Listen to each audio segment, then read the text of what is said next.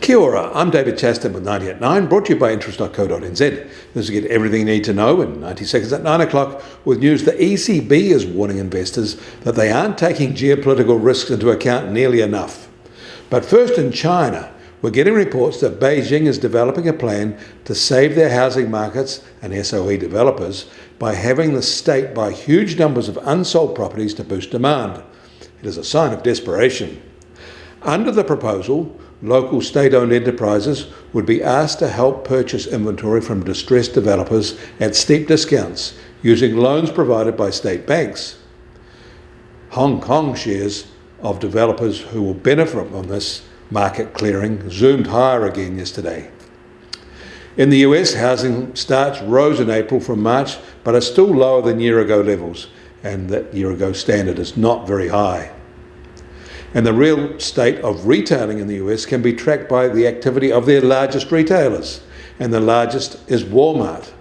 They said the first quarter 2024 sales levels were strong, growing far more than inflation.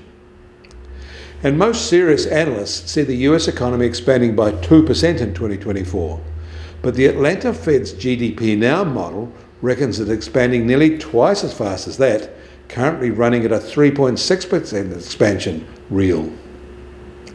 In its latest financial stability review, the ECB says investors are likely to be jolted by negative election surprises in 2024 that will weigh on financial stability. They reckon investors are blind to the sudden shifts in sentiment that geopolitical tensions can drive.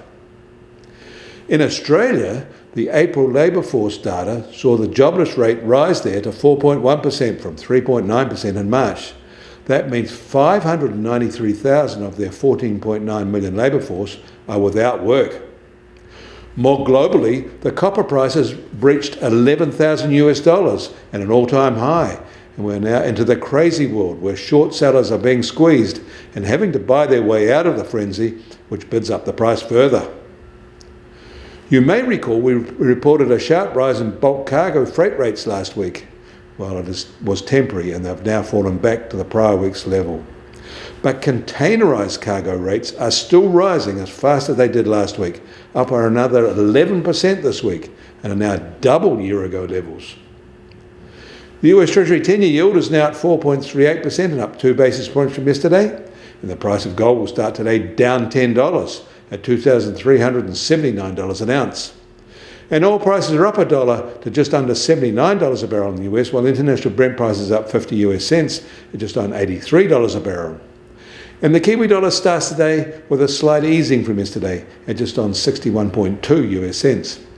Against the Aussie, we're up to 91.6 Australian cents and a new one-month high.